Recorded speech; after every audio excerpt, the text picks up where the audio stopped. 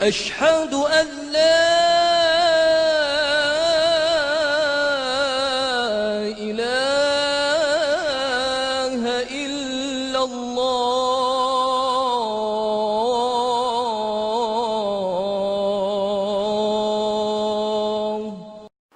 Bismillah wa salatu wa salam ala Rasulullah. Beaucoup de scientifiques sont convertis à l'islam. Aujourd'hui, notre frère suisse qui est aussi converti à l'islam, il va nous parler, Inch'Allah, d'une nouvelle miracle scientifique, du hadith du prophète Mohammed sallallahu alayhi wa sallam, sur lui, la grâce et la paix. C'est concernant la mise en quarantaine.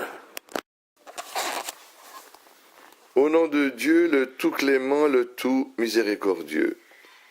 La mise en quarantaine. Le messager d'Allah, prière et salut sur lui, dit « Si vous apprenez l'existence de la peste en un lieu, n'y entrez point.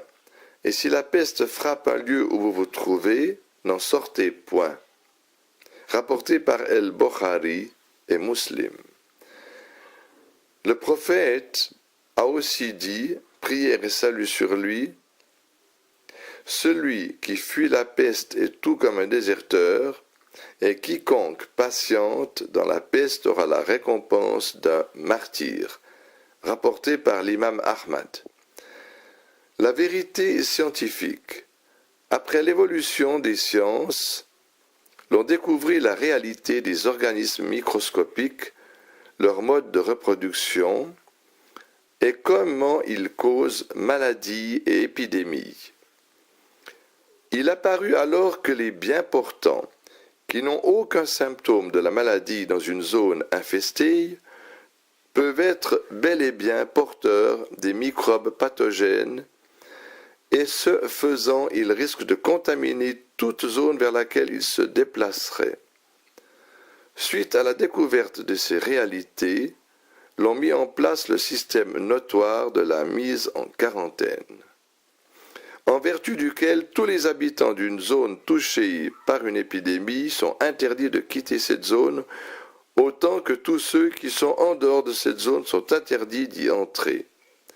Frappée par la peste au XVe siècle, l'Europe perdit le quart de ses habitants, mais à cette même époque, le monde islamique réussissait avec plus de facilité à endiguer l'épidémie et toutes les autres maladies transmissibles qui sévissaient à cette époque en Europe. Aspect miraculeux. Les gens pensaient bien avant l'époque du prophète, prière et salut sur lui, et jusqu'à ce que Pasteur découvre l'existence des microbes, que les maladies étaient causées par les esprits maléfiques, les diables et les étoiles. Il ne voyait aucun lien entre ces maladies d'une part et l'hygiène et le comportement humain d'autre part. Ce faisant, toute transmissibilité entre deux personnes via des organes microscopiques était impensable, raison pour laquelle il n'avait recours qu'à la sorcellerie et aux légendes pour se soigner. Dans ce même environnement, le messager d'Allah, prière et salut sur lui, établit une règle fondamentale qui est devenue l'un des principes de base de la médecine préventive moderne après la découverte des facteurs pathologiques des maladies et des épidémies, qui en l'occurrence fut la mise en quarantaine dans le but de stopper la propagation des épidémies dans les villes et les lieux de regroupement.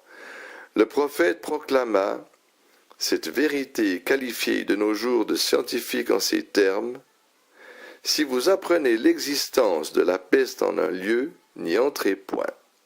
Et si la peste frappe un lieu où vous vous trouvez, n'en sortez point. »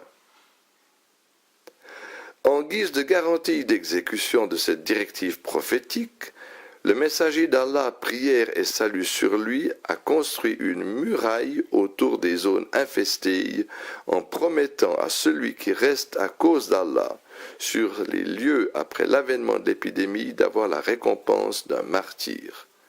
Et d'autre part, il mit en garde ceux qui fuient les zones infestées de s'exposer à un malheur. L'on voit cela clairement dans la parole ci-après du prophète, prière et salut sur lui. Celui qui fuit la peste est tout comme un déserteur, et quiconque patiente dans la peste aura la récompense d'un martyr. Si l'on disait 200 ans jadis à un bien portant, qui voit les gens touchés par une épidémie tomber autour de lui, de rester sur place, il aurait sans doute pris cette parole pour une expression de folie ou même pour une tentative d'attenter à sa vie. Et sans doute, il aurait pris la poudre d'escampette sans préavis pour rejoindre les zones qui ont été épargnées par l'épidémie.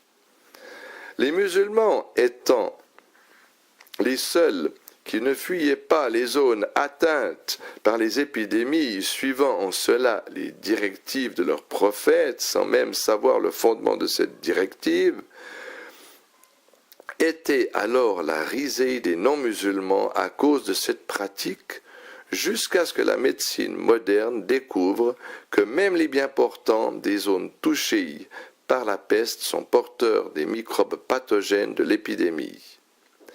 Et partant, ces bien portants constituent un risque réel de transmission de la maladie à tout lieu sain où ils se rendraient.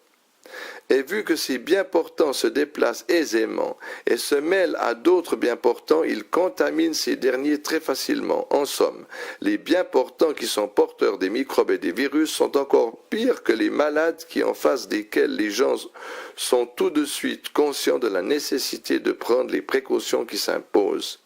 Qui donc a pu donner ces informations précieuses au prophète?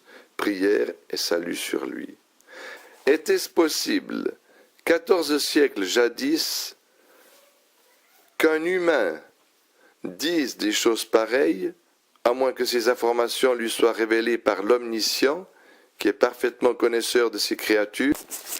Certes, Allah exalté soit-il, dit dans le Saint-Coran, dit « Louange à Allah, il vous fera voir ses preuves, et vous les reconnaîtrez.